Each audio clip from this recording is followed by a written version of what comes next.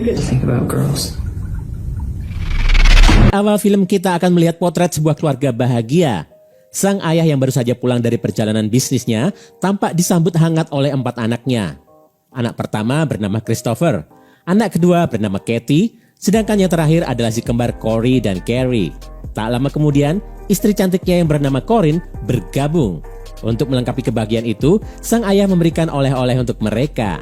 Sayangnya kebersamaan mereka tak berlangsung lama, sebab sang ayah bercerita jika dirinya baru mendapatkan promosi jabatan. Artinya, ia akan pergi dan meninggalkan keluarganya lagi untuk sementara waktu.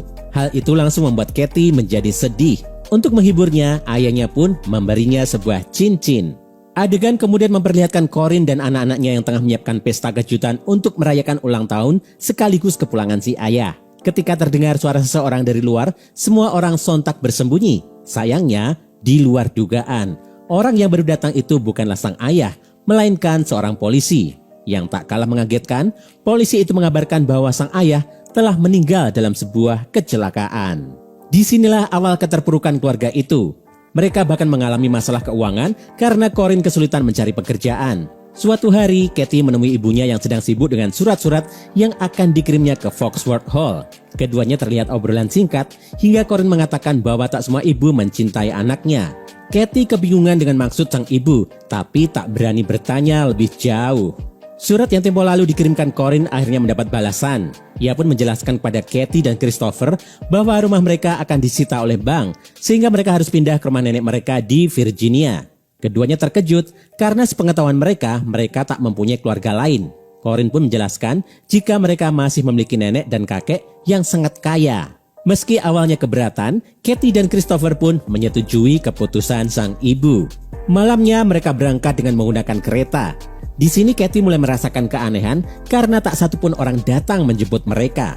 Akhirnya, mereka pun berjalan kaki hingga tiba di sebuah rumah besar dengan sebuah papan bertuliskan Foxworth Hall di pintu depan. Di sana mereka disambut dingin oleh perempuan tua bernama Olivia Foxworth yang tak lain adalah sang nenek. Keanehan semakin terasa ketika Olivia menempatkan keempat cucunya itu di dalam satu kamar yang kotor dan dingin. Olivia bahkan mengatakan hal buruk pada mereka.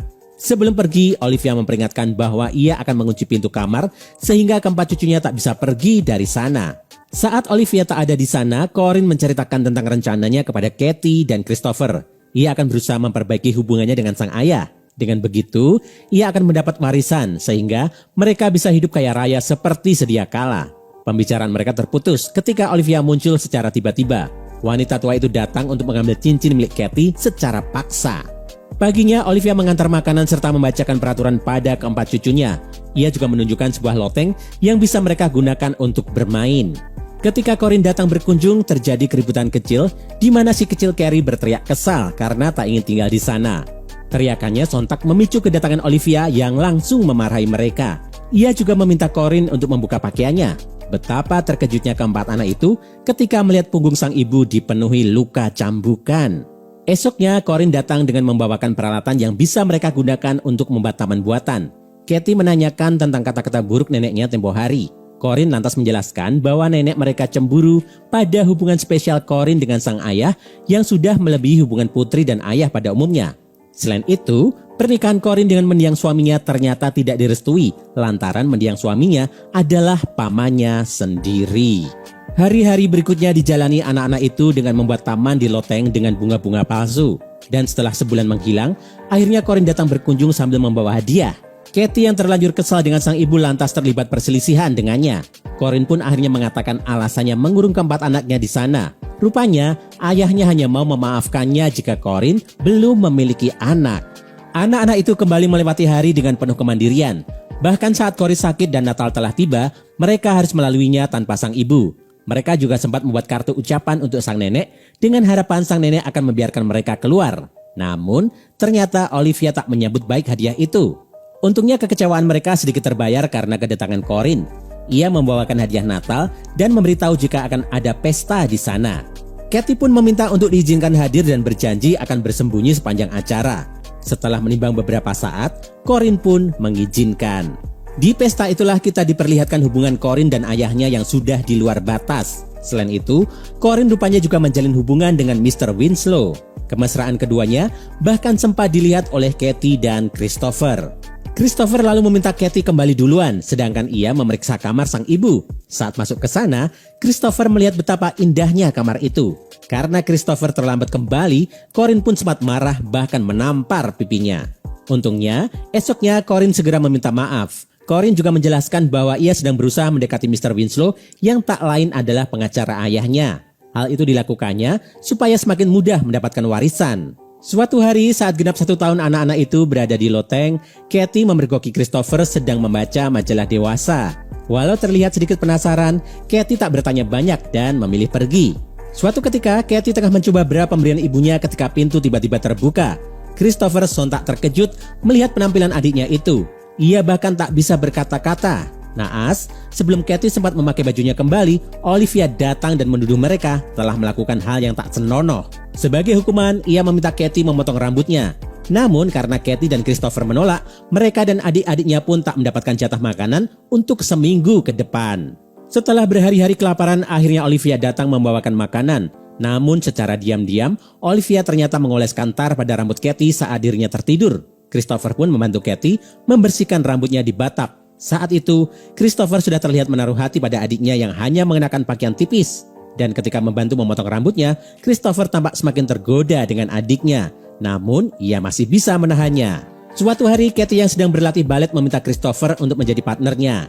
Karena Christopher menolak, Kathy mengusilinya dan keduanya saling berkejaran hingga sampai di atas kasur. Untungnya, sebelum keduanya melakukan hal tak senonoh, si kembar datang. Sehingga keduanya langsung menghentikan aktivitas. Malam harinya ketika adik-adiknya telah tertidur, Kathy dan Christopher kabur dari loteng. Keduanya lantas bermain-main di danau tak jauh dari sana. Sementara itu, setelah berbulan-bulan menghilang, Corinne datang dan mengabarkan tentang pernikahannya dengan Mr. Winslow. Namun, kali ini Kathy dan Christopher sudah muak dengan sang ibu yang sudah melupakan tujuan awal mereka datang ke rumah itu. Kemudian adegan memperlihatkan Olivia yang datang membawakan donat untuk mereka. Ia mengatakan bahwa donat itu adalah hadiah dari ibu mereka. Olivia juga sempat memperingatkan bahwa donat itu tak baik untuk kesehatan mereka. Namun, anak-anak yang terlanjur senang pun mengabaikan peringatannya. Suatu hari, Christopher ketahuan tengah melihat keluar jendela, sehingga ia pun menerima hukuman cambuk. Kathy kemudian membantunya mengobati luka-luka di punggungnya. Dan saat itulah, keduanya berciuman untuk pertama kalinya. Sejak saat itu, Christopher dan Kathy mulai menyadari bahwa keduanya telah jatuh cinta.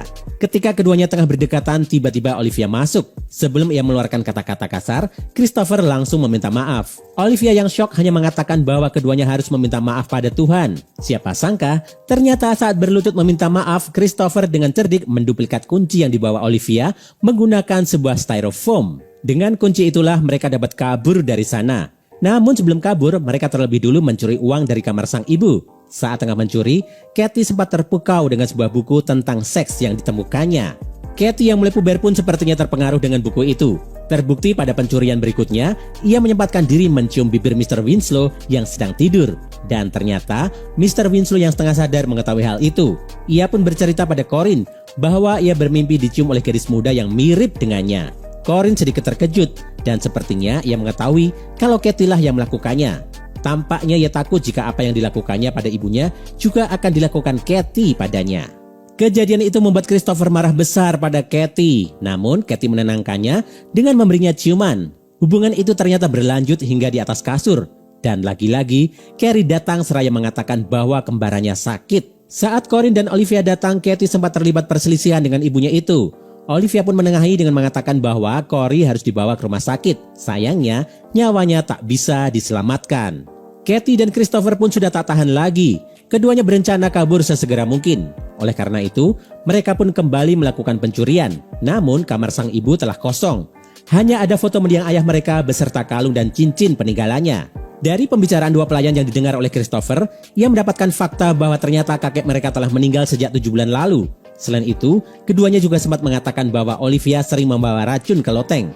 Mendengar hal itu, Christopher pun langsung kembali ke kamar. Dan apa yang didengarnya ternyata benar. Donat mereka telah dilumuri racun. Pasalnya, tikus peliharaan Corey juga ikut mati setelah menelan donat itu. Tak lama kemudian Olivia datang. Christopher berusaha menahannya sementara Kathy dan Carrie kabur menuju loteng. Namun, Olivia berhasil menangkap kaki Carrie. Beruntung Christopher segera datang dan menutup pintu serta mematikan lampu. Ternyata neneknya itu takut dengan kegelapan. Sebelum ketiganya pergi, Olivia mengatakan bahwa orang yang memberi mereka racun sebenarnya adalah ibu mereka sendiri. Ternyata ucapan Corin dahulu benar, tidak semua ibu mencintai anaknya. Begitu juga dengan Corin yang malah ingin membunuh anaknya sendiri. Namun baik Katie maupun Christopher sudah tak peduli dan tetap meninggalkan nenek mereka seorang diri. Sebelum pergi, Katie sempat menulis sebuah kalimat di dinding berbunyi, "Katie was here." Dengan menaiki kereta, mereka pun meninggalkan tempat itu. Untuk pertama kalinya setelah sekian lama, mereka merasakan kebebasan dan film pun berakhir. Film yang mengambil latar tahun 1950-an ini berhasil menghadirkan nuansa dark yang membuat penonton hanyut di dalamnya. Karakter setiap tokohnya juga sangat kuat, sehingga penonton sukses dibuat gemas, terutama pada tokoh Corin dan Olivia. Film ini juga memberi pesan pada setiap orang tua untuk lebih berhati-hati dalam bertindak, sebab apa yang ditanam, itulah yang akan dituai. Nah, itu tadi gengs, alur film untuk hari ini. Jangan lupa klik subscribe dan nyalain lonceng notifikasimu untuk menikmati alur cerita film menarik lainnya dari Nubison 21. Sampai ketemu lagi di video selanjutnya.